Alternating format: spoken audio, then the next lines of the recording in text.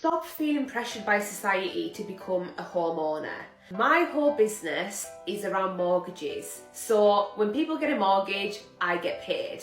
And this is me saying it, okay? Do not let people pressure you into thinking you have to buy a house. You do not have to buy a house. Unless you want to, and unless you are fully ready to make that huge financial commitment, you should not be buying a house. I don't really understand this whole mentality on looking down on people who are renting, because it does provide you with so much more flexibility. And granted, right now renting is probably not ideal for people because landlords are just doing crazy things when it comes to putting rents up, but do not feel pressured into thinking you have to own a house just to have some form of social standing in society. This might be the most controversial part of the whole video. If you're in a couple and you have not yet lived together, and your first experience of living together is buying a house, please think twice. I say this with love and from experience, okay? Take it from someone who ended up buying a house with the wrong person.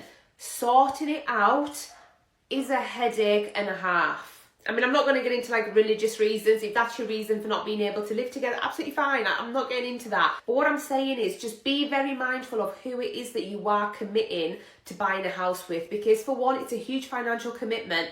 And for two, chances are that if something goes wrong, because you don't truly know a person until you start living with them, trust me, when something goes wrong, it can go really wrong. And if your house, if your mortgage is based on two incomes, trying to sort that out is extremely difficult because chances are neither of you can afford the house on your own.